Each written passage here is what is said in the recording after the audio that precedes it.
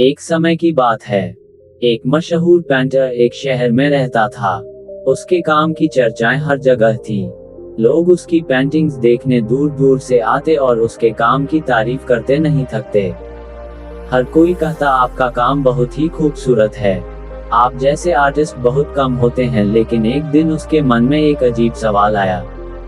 उसने सोचा, क्या लोग सच में मेरे काम को पसंद करते हैं या फिर मेरे सामने बस तारीफ करते हैं और पीठ पीछे उसका मजाक उड़ाते हैं। शायद ये सिर्फ सामने इज्जत देने की बात है। ये सोच सोचकर वो परेशान हो गया। इस शक ने उसके दिल में उलझन पैदा कर दी। उसने फैसला किया कि वो असली सच का पता लगाएगा। अगले दिन सुबह पेंटर ने अपनी एक बहुत ही खूबसूरत पेंटिंग ली जो उसने दिल से बनाई थी और उस पेंटिंग को शहर के एक BZ रास्ते के कोने पर लगा दिया। उसके साथ ही एक नोट छोड़ दिया। नोट पर लिखा था, अगर आपको इस पेंटिंग में कोई कमी नजर आए तो इस पर एक निशान लगा दें। ये सोचकर वो वहां से चला गया और शाम को वापस आया। लेकिन जब उसने अपनी पेंटिंग देखी तो उसका दिल सूख गया। पेंटिंग निशानों से भरी हुई थी। हर जगह निशान ही निशान थे, जैसे कि हर किसी ने इसमें कोई न कोई कमी निकाल ली हो।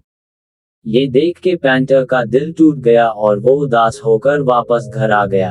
अब उसका अपने काम से दिल उठ गया था और वो लोगों से मिलना जुलना भी छोड़ दिया।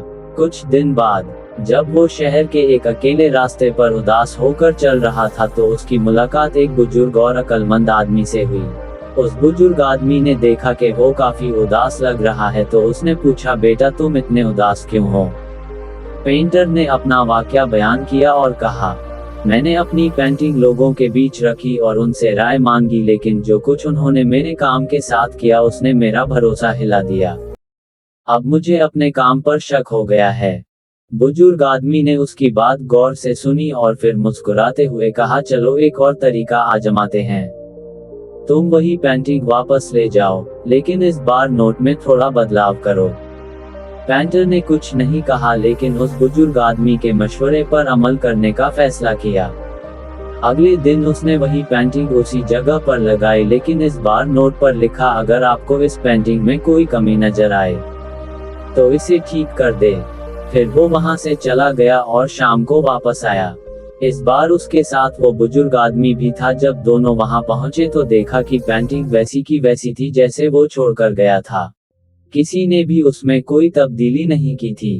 कोई भी शख्स आगे बढ़कर उसमें कोई भी कमी ठीक नहीं कर पाया था।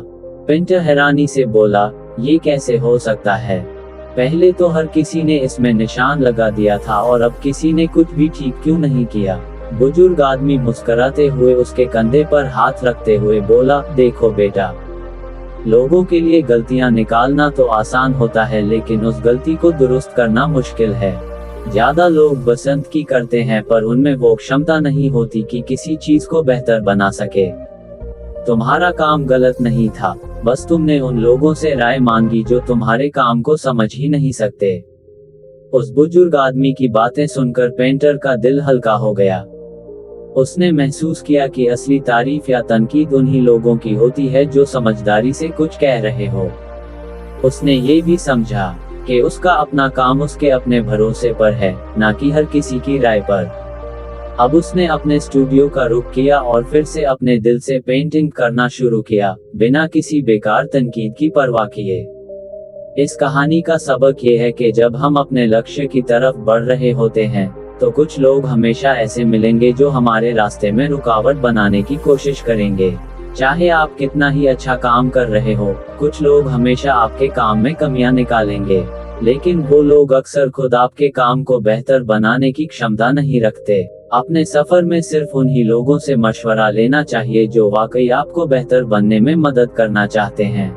इन लोगों के बीच रहना सही है और इनकी मदद से अपने सपने तक पहुंचने की कोशिश करनी चाहिए। तो ये थी आज की मोटिवेशनल स्टोरी। बहुत बहुत धन्यवाद देखने के लिए।